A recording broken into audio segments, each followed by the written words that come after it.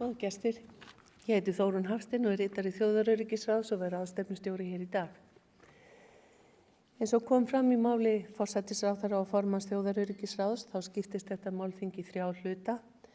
Hver hluti fer þannig fram að flutt verða stutt ávarp og inngangserindi og síðan fara fram umræður sem munu standa í það bil 45 mínútur.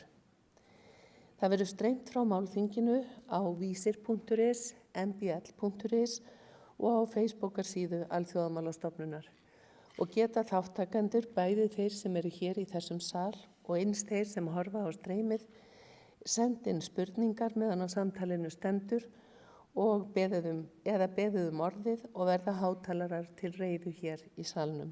Það vísu ekki þeir sem eru að horfa á streymið, bara þeir sem eru hér. Þeir sem vilja senda inn spurningar geta farið inn á Facebookarsíðu Alþjóðamálastofnunar og hlekkurinn á þá síðu er hér að ofan. Málþingið mun standa til klukkan 18 og það verða 2 hlé þar sem verður boðið upp á kaffi og íslenskt meðlæti, pönnukökur, hjónabandssælu og kleinur. En fyrst þetta.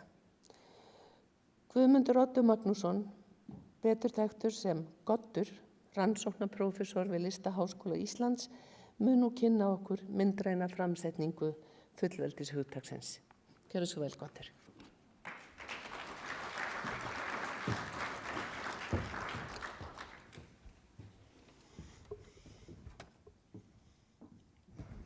Já,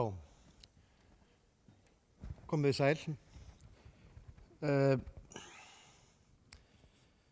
Ég hef verið aðeins að stúdera þessa myndrænu mörkun fullveldisins með landvættunum. Og það er þessar fígúrur þarna, þessar verndarvættur okkar og þetta er skissa Tryggva Magnússonar. Og maður þarf svolítið átt að sjá hvaða eðli þau hafa og hér sést norsk stafkirkja með 4 dreka og ufsagrýlur á Notre Dame. Þessar kynjaverur og drekahöfuð eru til að fæla burtu dára djöfulsins. Það voru ekki hugsa út frá fagurfræði heldur af illri nauðsyn. Sem sagt, þetta er dreki sem verndar bygginguna fyrir hinu illa. Þetta er ekki skraut. Þetta er regla eða kanon. Í dag er okkur kennt að gera greinamun á nytjalist og fögrum listum. Þessi greinamunur var óskiljanlegur fyrir miðaldamenn. Fagurfræði var ekki til sem eitthvað hugtak eða fræðigrein á miðöldum. Landvættir okkar er ekki skraut, þeir eru verndarvættir gegn því sem maðurinn ræður ekki við. Með öðrum orðum, ég er með hatt til þess að minna mig á það að ég er svona hár og ber ábyrgð hingað en ég næ ekki ofar. Skiljið, það eru æðri vættir sem eru á verkum sem við sé eins gott að við viðurkennum. Við erum ekki almáttug. Ég fór að skoða þann sem gerði raunverulega hugmyndalegan grunn undir það að velja landvættamerkið. Hann gerir þetta, Halldór Hermannsson, þessi fræðimaður sem var bókavörður í Íþöku eða í Cornell háskólan í Bandaríkjunum. Halldór, þegar maður fer að kynnast honum og lesa, þá er hann afspyrnu gáfaður maður og skemmtilegur. Og hann skrifa grein í Eimreiðina hjá doktor Valtý Guðmundsssyni, valtísku manninum, og þetta er 1916 sem þessi grein er skrifuð skjaldarmerki og hann tekur þetta allt saman og ég veit þetta átti að vera myndræn framsetning en textin af Valtýs er alveg ofboðslega skemmtilegur og þrælfyndinn og ég vil endilega leyfa ykkur að sjá aðeins úr honum. Örstutt. Það hefur ykkur sagt upp á hestamannahátt að mörg væru víxlsporin sem stigin hafa verið í íslensku pólitíkinni og eru þessi ummæli ekki án fyndni. Oftast nær munu þessi víxlspor hafa stafað að því að menn gerðu sér ekki far að rannsaka málin sögulega og til hlítar en skrifuð og skröfuð þau eins og andinn blés þeim í brjóst. Ráðherra Íslands, Peter Adler Alberti, af sjálfsdáðum og sjálfsagt til að geðjast Íslendingum, fekk samþykki konungs til þess að breyta skjaldarmerki Íslands og með auglýsingu 3. október 1903 var gert heyrinkunnugt að það skyldi vera hvítu fálki, silfurfálki á bláum feldi. Þessi hérna. En þó að tilgangurinn væri góður var framkvæmdin slæm. Alberti hafði víst viðlíka mikið vit á skjaldarmerkjafræði og Íslendingar sjálfir og án þess að leita aðstoðar eða ráða nokkur fræðimanns í þeirri grein sendi hann dráttlista mann upp á náttúrugripasafn Háskólans, lét hann gera mynd af úttroðnum íslensku fálka sem þar var og löggilti svo þá mynd sem skjaldarmerki Íslands. Svona gekk nú sagan í höfn þær mundir og selja hann ekki dýrar en í keypti, en hún mun víst ekki vera fjarri sanni. Sumir létu þó ánægju sínu ljós yfir henni eins og vinur minn sem sagði að merkið táknaði snarræði og styrkleika, flug til himins og víðsýni. Það er nú ef til vill nokkuð djúpt tekið í árinni þegar tillit er tekið til þess að fálkinn húki þar með fellda vængi og stendur á engu svo að það vantar bara trébútin undir hann til að sýna hans í útróðin eins og herra Þýsett Skjalavörður konung segir, í stað þess að tala snarræði og himnaflug hefði meinirt að geta sagt fuglinn að þar silti sitjandi kráka. Ég gat þess að framan að kröfurnar nýtt merki hefðu aðalega verið tilfinningamál. Á seinni tíma hefur svo skoðun verið alin upp í mönnum og að merki og myndir og nöfn ættu meirið að minna að tákna einhverjar dygðir og mannkost, kjark og karlmennsku sem allar þjóðir víst tyggjast eiga í ríku mæli, en flestar hafa á skornu skammti. Þetta ósögulega symbolska eða líkinga fimbulfamb hefur komið fram í umræðum merkið áður. Menn lesa nú auðvitað ekki alþingistíðindin niður í kjölinn, en því get ekki stillt með að tilfæra hér þennan kafla úr ræðunni fánamálið, því að til þessari vítin að varast þau. Þingmaðurinn segir svo: hvað mig snertir hefði ég helst kosið að í efri stangarreit bláhvíta fánans hefði og, til fegurðar, verið höfð mynd af gjósandi eldfjalli á grænni rót og tæki síðan við hraunlitur eða ennþá ís og snæliturinn, en síðan eldlogandi súlan. Þetta ætti þá að tákna það að Ísland, samanber líka græna litin, væri land vorgróðurs og vona, og þótt landið væri hrjóstugt og ískalt á byggið þó fjörið og eldurinn sí og æ í brjóstum landsins barna, og ætti þá að bera þann síboðskapinn til þjóðanna að eins og eldurinn æ er hið hreinsandi og eyðanda aflið, svo ætti og ríki tilfinningana, það er sítilfinningin þess að þið illa ranga á eigi að þolast, sí og æ og hvívetna, að sópa burtu öllu hinu óhreina, illa og rotna sem enn er á jörðinni. Nú, hann kemur svo með tillögu sjálfur og rökstuddur þetta afskaplega vel. Sem sérstök vísindagrein verður heraldíkin eða skjaldarmerkjafræðin ekki rakin lengra til 12. aldar. Það sem liggur til grundvallar fyrir henni er þó að líkindu miklu eldra og má jafnvel finna meðal fornþjóðanna klassísku. Að sumra áliti á jafnvel hinn svokallaði tótemismi nokkuð skylt við hana. Það er riddaraöldin sem var blómað skjaldarmerkjana og því er eðlilegt að mest þykir til þeirra merkja koma sem rekja má til þess tíma. Þá hafði skjaldarmerki líka verulega þýðingu. Riddararnir voru þá huldir brynjum og hlífum frá hvirfli til ilja, svo eigi var andliti séð, þekktust til því eingöngu að merki því eftir bára skildinum, stundum líka herklæðunum og jafnvel reiðtíunum. Elstu skjaldarmerki eru aðalega frá seinni hluta 12. aldar. Kemur svo tillaga Halldórs frá 1916. Skjaldarmerki Íslands eru þá blár feldur, takk eftir, þetta er fyrsta framsetning á landvætta hugmyndinni. Skiptur í 4 reiti og í hverjum þeirra silfur landvættur dreki fugl, gammur, griðungur og bergrisi með staf líklega gulllitaðan í hendi. Ef þetta væri gert með list og eftir heraldískum reglum gæti þetta verið mjög fallegt merki.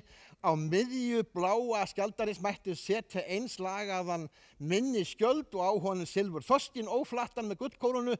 Það er hvort sem er gamalt merki og þyrftum ekki að fyrirverða oss fyrir það. Ef landvættirnir að nokkru leyti tákna gamla tímabil í sögu landsins, þá tákna þorskmerki líka annað tímabil eftir að landið komst undir konung. Skjaldarmerki mætti gjarna sína bæði því að þau ættu bæði að vera á jafnminnis stæð. Þetta er svo sem hann Valtýr lætur ungan Dana gera þessa útgáfu og byggða á minningabréfi Gröndals. Akkúrat, hérna er sem sagt tillaga Halldórs Hermannssonar eftir ungan danskan listamann eða útfærslan, en farið eftir hans tillögu að beiðni Valtýs ritstjóra Imreiðarinnar. Kemur svo Matthías Septímus Þórðarson, fornminjavönnur, inn í málið. Hann er milliliður milli teiknara og yfirvalda. Hann hafi sagt frá því í leiðavísi fyrir Þjóðminjasafnið hérna fjóra tákmyndir landvættana sem sagt frá í Ólafs Tryggvasonar 37. kapítula Heimskringlu, Dreki, fullgriðingur og bergrisi, séu bein afkvæmi kerúbana, eins og þeim lýst í spádómsbók Esekielis og opinberunarbókinni. Og líka, nema hvað, að hann fær Ríkharð Jónsson til þess að gera þessa uppdrætti. Þetta er 1919 og árin eftir fullveldi á sér stað. Og það er athyglisvert að Matthías Þórðarson, þjóðminjavörður, fjármagnar persónulega og gefur Íslenska ríkinu landvættaskjaldarmerkið. Nú það svo ekki öll sýnin eða hugmyndin að merkinu í kolli teiknara. Ríkharður gerði teikningu á skjaldarmerkinu samkvæmt tillögu Matthíasar. Í raun er Matthías samhöfundur. Ríkharður Jónsson hafði mjög nauman tíma til að gera fyrirmynd sína og lagði gefandi til að hún ekki prentuð, þannig einkum var hann mótfallinn lögun skjaldarins að neðan, fyrirkomulaginu á skyld og skjaldbörum, þessari gerð á griðungnum og bergrisanum. En prentuninni var hraðað og látið sitja við fyrirmyndina svo sem hún var. Þetta er Ríkharður og þetta er merki Ríkharðs sem, þoldi ekki almennilega grandskoðun. Enda svolítið skrítinn nautið allavega hana, minnir svolítið á hrút, en ekki gott að segja samt.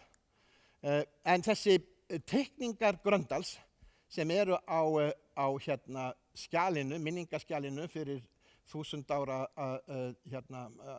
landnám sem þetta skjal, 874, pluss eða mínus eitthvað í dag, þá er þetta myndræn framsetning í fyrsta skipti á landvættunum. Og það er athyglisvert að fara að skoða þetta að hann dregur þetta upp með smjörpappír úr stjörnukortabók Atlas Coelestis frá 1729 eftir fyrsta konunglega breska stjörnufræðinginn John Flamsteed. Líklegt er að Benedikt hafi komist í bókina á bókasöfnum í Kaupmannahöfn, teikningarnar að kynjaverunum eftir breska listamannin James Thornhill. Þetta er smjörbréfið hans Ben Bensa. Og hann er ekki svo góður, hann á erfitt með að teikna bergrisann. Það sést valla að þetta sé bergrisi, þannig að Daninn sem gerði svo útvinnslu, hann vann þetta semst ungu Dani sem vann svo litografíuna, hann þarf að teikna þetta upp aftur og hann skiptir út bergrisanum fyrir einhvern rómverskan guð, sennilega Seif. Og þetta sést svo betur hérna sjáu þið það sem átti að vera bergrisin með hnéð þarna uppi og hérna sjáu þið Taurus, nautsmerkið sem hann dregur upp. Og hérna er sem sagt það sem kom mér raunverulega á spori með þetta fór svo í vinnslu hjá Tryggva Gunnarsinni, hann fór að nota þetta á innflutningsvörur og þetta er Ultima Thule eftir breskan landkönnuð, Richard Burton hétt hann víst. Það var þetta hérna teikning kom mér á sporið. Þið sjáið, þetta er gert fyrir undirbúning að lýðveldismerkinu og þetta er greinilega vinnuteikning á milli Matthíasar og Tryggva. Og þið sjáuð það er búið að merkja stjörnumerki inn í nautið og bergrisan. Þetta er vassberinn og nautið. Það er ekkert gert við drekann og gamminn. En þið sjáuð hvað þetta er. Þetta er krossinn í Zodiacnum. Ástæðan fyrir þessu rugli á milli ljóns og arnar er svo að þetta var í upphafi Griffin. Ljóns búkur með arnar haus og að Skorpíó eða sportdrekki, Skorpíó þýðir í eiginlegri merkingu dýr með klær. Þess vegna setti ég klærnar af Valþjóðsstaðahurðinni fyrir austrið, miðjuparturinn af þessum 4 samofnu drekum, þessari gullfallegu teikningu sem er þarna í hurðinni og svona liggur þetta með öðrum orðum að rótina þessu er kross Zodiacsins. 1930 þá gerir Baldvin Björnsson pening og hann þetta er út af minningapening fyrir Alþingi og enn og aftur hefur Matthías Þórðarson, hann hefur hrifist svo að teikningu Baldvins að það sé betri útfærsla heldur en Ríkharður hafði gert, að hann neyðir Baldvin Tryggva og Atla Má til að fara aftur í þetta með sömu skipaninni eins og Baldvin hafði gert. Baldvin sleppir kórunum, setur fálka í staðinn og svo gera þeir sikkur útgána Tryggvi og Atli Már. Ég hitti Atla Má skömmu áður en hann dó, hann var mjög óánægður með þessa meðferð á sér því að honum fannst hann vera fulltrúi ungu kynslóðarinnar meðan Tryggvi og Matthías væru gamlir fulltrúar 19. aldar. En hann er ekki eins góður teiknari og Tryggvi er betri, sem betur fer fékk Tryggvi jobbið. Baldvin gerði þetta er penningunars Baldvins Björnssonar, afa Gísla B. Björnssonar, og hérna eru svo þessi sem sagt landvætta útgáfurnar af skjaldarmerkinu frá Bensa Gröndal yfir svo í formlega tillögu Halldórs Hermannssonar, Ríkharður Jónsson og svo Tryggvi Magnússon. Þetta er svo raunverulega niðurstaðan, þetta er það sem var svo valið á endanum, þessi útfærsla fyrir lýðveldið 1944. Nema hvað að Tryggvi hann var líka svolítið á kafi í ýmsu og ég hef grunum, og maður oft veltaði fyrir sig hversu meðvitaði voru þetta. Það er nokkuð ljóst sko að hálf íslenska þjóðin fyrir heimsstyrjöldina var á kafi í guðspeki. En þeir sko sneru svolítið við blaðun eftir seinni heimsstyrjöldina út af því að þetta var svo stór partur líka af fagurfræði Þjóðverja. En hvað það?